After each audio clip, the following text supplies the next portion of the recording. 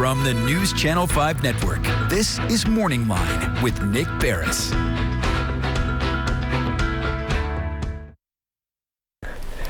Good morning, everyone. Thanks for joining us on Morning Line. Nick Barris here on a Thursday, a wet Thursday out there. So if you don't have to head out, don't. It's wet, it's yucky. Just stay in and join us on the program today. We always welcome you in. As always, you'll be able to be a part of the show if you'd like. We'll get the phone number up and take phone calls throughout the program if you'd like to chime in one way or the other about the various topics we're going to cover under the broad umbrella of Black History Month, which runs through the end of this month. We've done several stories observing it, and there are so many elements you can get into with regard to Black history, race relations, and more. We're going to talk about that this morning with a professor from MTSU, professor of African Studies, and I think he's going to join us now live from Zoom. It's Dr. Adonijah Bakari. Good morning to you, Dr. Bakari. Thank you for joining us on this wet Thursday morning. Good morning, Nick, and good morning, Nashville. Thank you for having me. I really appreciate you joining us. And listen, I was doing a little research. I mean, obviously, I'm schooled on, what Black history is all about and why we have it. I want to go into more detail with you, but I'm reading here that Black History Month was actually founded back in 1915, going back that far. I wasn't aware that it had been that long, which I think is a good thing, but maybe you can talk a little bit about, how it came about, and then why, in your mind, Professor, you think it is so important that we have a Black History Month in this country. Well, Black History Month, and lots of times I hear people say, well, I don't understand why Black History or African American History Month is in the shortest month of the year. And so I want to start by saying that Professor Carter G. Woodson, who was a very well-noted, well-regarded African American historian, started Black History Month not as Black History Month, but as Black History Week. And it started with the idea that African Americans could celebrate our accomplishments and our achievements and talk about our history, not only for ourselves, but for other people. If, we think about one of the early World Fairs, the early 1900s, we have organizations like the NAACP, W.E.B. Du Bois going into Europe with his photo exhibit to talk about African Americans in the United States. And so part of Black History Week, which would become Black History Month, was to kind of highlight for African Americans and the rest of the country and the world, what we had done and are doing. Because there was so much,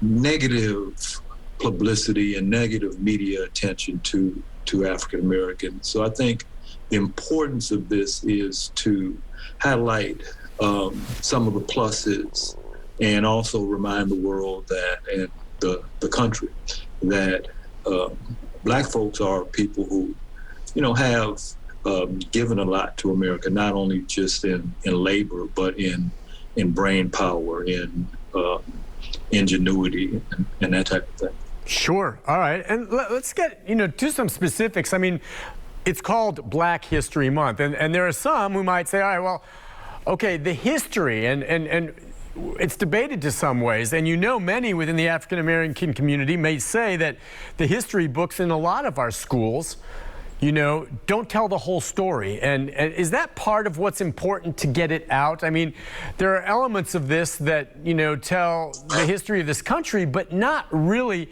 the Black experience, including so many of the negatives beyond just the basics of talking about slavery. I wonder your thoughts on that. Yeah, just the idea of what the week or the month would be called, I think, lays out a perfect example of how important it is.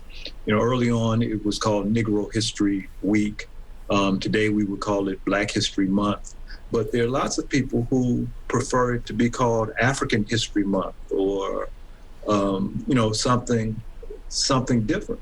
So there's never been a point of total agreement among African Americans or people of African descent in the diaspora exactly what we would be called. But I think that in and of itself is really a wonderful thing, because for me it shows that you have a people who are really thinking about their cultural identity, their place in the world. When we say early on in the early 1700s and 1800s that we have a debate going on among freed Africans largely living in the North about what would we call ourselves. And I think it's interesting that when you look at one of our largest institutions, the Black Church, that the early Black churches were called you see the AME Church, right, the African Methodist Episcopal Church. And that says something. They could have called it the Negro Church or the Black Church, but they called it the African Church. And literally, that's how they called it. It was called the African Church. When we read the writings of many of the activists at that time, we see them calling it the African Church. So this idea of what we would be called has changed over time to, I think, in some ways reflect how we feel about ourselves. The idea that in the late 1980s, early 1990s, Jesse Jackson comes out with the idea that, we will no longer be called Black, we'll be called African Americans, to reflect our connection to the continent of Africa. So I think all of those names kind of are like a stepping stone to show where we're moving as a people. And Black History Month really does the job of for us to talk to the rest of the world and each other about some of our concerns, about some of our how we're thinking and feeling about being in this place, in this space at this time. Well, you're an educator, of course, at the collegiate level, and just your take, and I'm sure in your courses, as you teach African studies, you focus on this, but some wonder, and there is a debate going on in this country, and there's a lot of questions about whether or not schools in general in this country are telling the truth about racism in America. Whether or not they're telling the full story or not. And then you've got some of these school districts, looking at, legislation that would say, well, we can't have any kind of coursework that might have some Caucasian kid start feeling guilty about what he's hearing and making him feel loud. My take as a white father, I want my son to understand everything about American history, the good and the bad. I don't want anything, if you would, whitewashed. I want it out there. I want the truth is basically what I want. And I don't want anything left out. And there's a debate as to whether or not the truth is being told with the history of racism in this country in some of our coursework. Do you feel that's the case, that it's not being told properly, taught properly? There's an old African saying that says, when the hunter tells about the hunt, the lion always wins. Yeah. And the hunter always wins, or the lion always loses. Right. So it's very true about any people's history that people like Frederick Douglass and Sojourner Truth and other African-American abolitionists realized that it was important for us to tell our story. And, the question that we raised today about, are these histories true? And again, just so we're clear, Professor, the term for this that is kind of a hot button topic is the critical race theory, as you're aware of. Right. So, right. And where that goes. So, I apologize for interrupting. I just wanted to put that out so folks understand that's what we're discussing here. Go ahead, finish your thought. Right. So,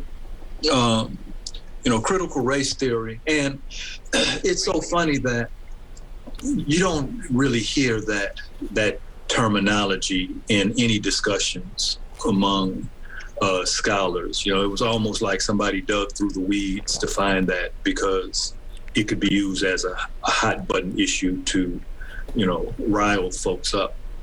And I want people to realize that whether children learn about race and bigotry and history on the elementary or high school level, if you send your children to a state university or a well-noted private university, they're going to learn about race. They're going to learn, you know, a painful history about America.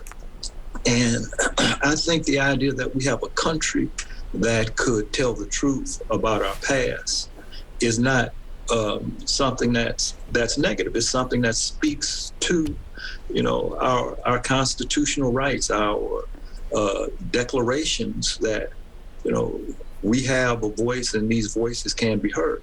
I think what's more shameful is when we begin to say, we're not going to talk about these hard issues because it makes people feel uncomfortable. You know, African American children and people have felt uncomfortable for a long time.